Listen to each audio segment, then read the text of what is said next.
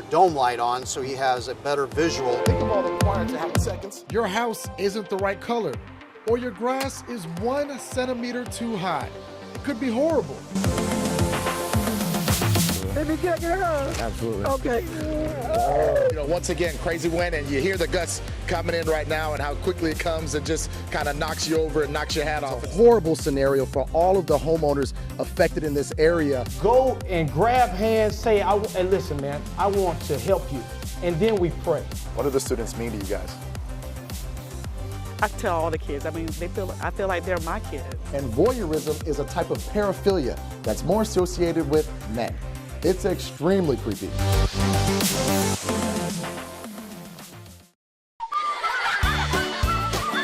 It starts off like most other kids' toy commercials. Then you see young girls twirling on a pole. It's from a company called Gym Pole, selling it as professional pole equipment. The video has gotten almost 2 million views, and many have a lot to say about it. No. Why would someone buy this for their kid? Si le gusta y no tiene peligro, sí. Says if he or she likes it and it's not dangerous, then yeah. Some of the moves are just not appropriate. I think maybe if they change up the moves a little better. Why are we promoting pole dancing for kids? But did you know there's actual pole fitness competitions? One in Florida features anyone from ages 10 and up. I don't think there's anything wrong with it, and it's continuing to happen, and it will continue to happen. Sarah Murray owns Impulse Studios in St. Petersburg. She doesn't teach kids herself, but believes pole dancing shouldn't only be seen as a tool for stripping, and even lets her little one play around with the poles. Nothing that they're doing is the sexy side of pole dance. They're not body waving, they're not twerking, they're not doing any of that stuff on the pole. They're climbing, they're doing actual like gymnastic type moves up on the pole. So nothing that they're doing is stripping. In the United Kingdom, pole classes for kids seem to be more popular. Much closer to home, we found pole fitness classes being offered near the Orlando area, Jacksonville, and Miami. It's hard to say how common cameras are set up to spy on people, but I do know this. There are a lot more registered male sex offenders than female sex offenders, and voyeurism is a type of paraphilia that's more associated with men. It's extremely creepy. After researching a few product safety companies online, we found ways you can avoid becoming a victim yourself. Try checking the room out in the dark. Many hidden cameras will also have those LED lights that could give them away. We all have one of these, right? You can use your cell phone to check for cameras. Hidden surveillance might have a radio frequency and mess with your signal. So call someone and walk around. If you notice a signal interference, there might be a camera near you. Also, did you know you could download a detector app and find hidden cameras that way? If you want to get more high tech, you can buy one of these, a professional detector. They're easy to pack or to bring to work. You sweep the room and see if you can pick up a signal. Lastly, this is not just something you see in the movies. There could be hidden spy cameras installed on the other side of mirrors. So what you do is you touch it, and if there's no gap between your finger and its reflection, that means it's a two-way mirror. Garin Flowers, 10 News. Creepy. All right, improvements in technology are what's making it so much easier for people to spy on other people. I'm Garin with the news, and I want to know if you didn't mind giving a crack at this riddle.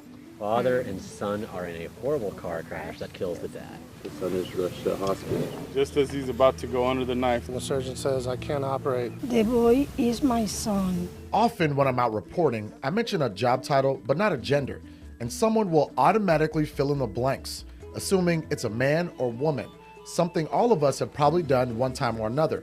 So I'm out to challenge our thinking. The grandfather? No? Stepson. So it has to be God.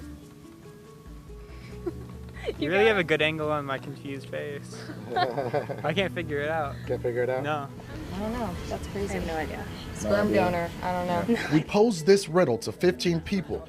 While there could be a couple choices, the point is to prove a woman could also be the surgeon. Only 2 gave that answer. His mom. I grew up in Chicago. I don't really never know the difference between man, women, working, color, nothing. People assume that surgeons are men. yeah. And because it talks about male figures throughout the whole riddle. Oh my goodness, I wasn't even thinking about that. What about the surgeon being the mom, being a woman? Oh my gosh. Duh. Here we are. Yeah.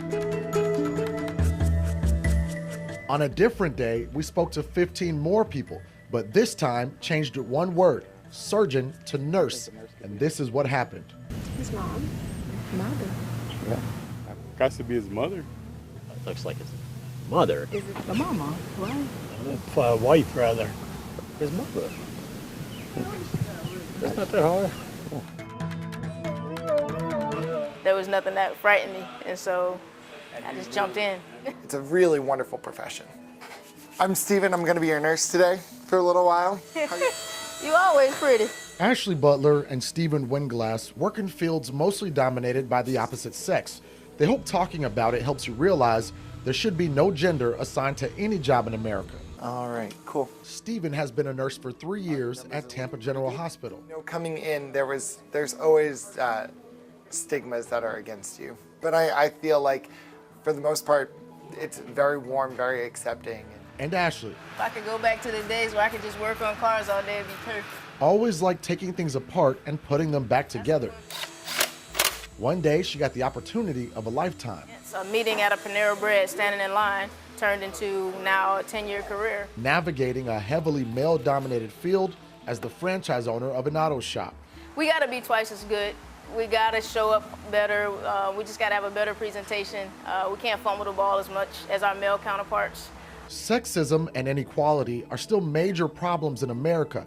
I wondered if this subconscious mindset of assigning genders to jobs adds to those issues. I think it's because of our history, and I think it's the way our generations before us have grown up. So back in the day, my mother used to tell me, you know, we only had the choice of career of flight attendant, teacher, and nurse.